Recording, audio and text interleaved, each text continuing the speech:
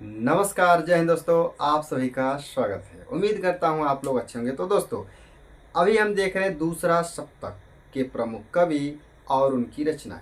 तो सबसे पहले हमने देखा शमशेर बहादुर की रचनाएं, उसके पश्चात हमने देखा भवानी प्रसाद मिश्र की रचनाएं, और उसी कड़ी में अब हम लोग देख रहे हैं भाग 3 है, जिसमें हम लोग देख रहे हैं शकुंतला माथुर और नरेश मेहता की रचनाएं।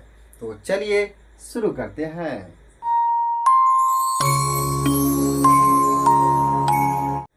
तो दोस्तों, सबसे पहला नाम आता है, जैसे मान लीजिए शकुंतला माथुर का। तो इनका जन्म कब होता है? 1922। और इनका निधन कब होता है? तो आपका निधन होता है 2004 ईस्वी में। और इनका ज़्यादा काव्य संग्रह है नहीं दोस्तों। इनकी 3 रचनाएं प्रमुख हैं। चांदनी चुनर 1960 ईस्वी में प्रकाशित, अभी और कुछ 1966 ईस्वी में प्रकाशित, लहर नहीं टूटेगी 1990 ईस्वी में प्रकाशित। और दोस्तों, अब जानते हैं नरेश मेहता की रचनाएं, जो कि प्रमुख कवि हैं। तो दोस्तों, नरेश मेहता जो हैं, इनका जन्म होता है 1922 और इनका निधन होता है सन 2000 ईस्वी में। ठीक है। और इनके जो रचनाएं हैं या जो इनका काव्य संग्रह, इनको हम 2 भागों में बांट सकते हैं। कौन कौन? मुक्तक काव्य और खंड काव्य। तो सबसे पहले हम लोग जान लेते हैं मुक्तक काव्य।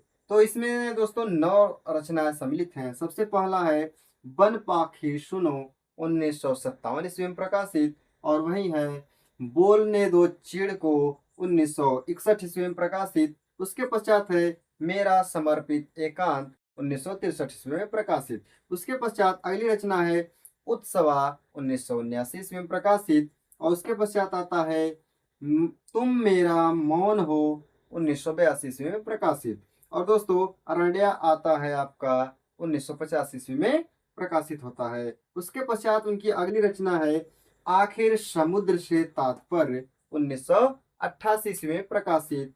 और फिर इनकी अगली रचना है पिछले दिनों नंगे पैरों 1989 ईस्वी में प्रकाशित होती है।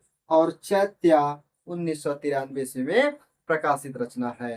तो दोस्तों, ये थे क्या मुक्तक काव्य। अब जानते हैं खंड काव्य।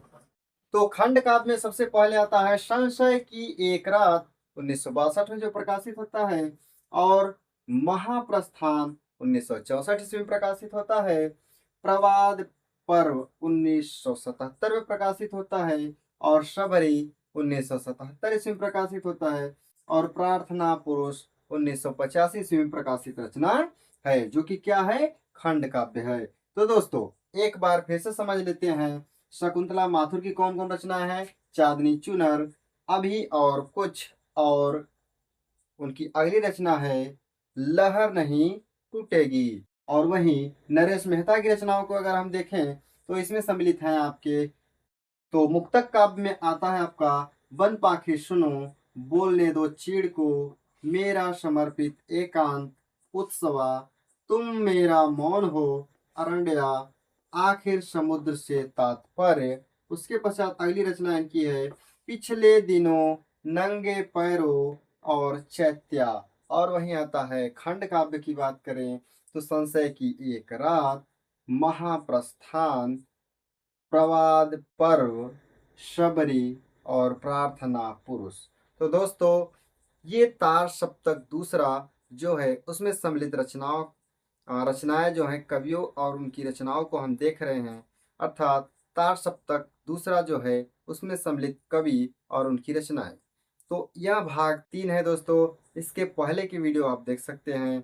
और अगर वीडियो अच्छा लगे तो चैनल को सब्सक्राइब करें। और मिलते हैं हम अगले भाग में, जिसमें कि दूसरा सप्तक के सभी कवि सम्मिलित होंगे और उनकी रचनाएं भी सम्मिलित होंगी।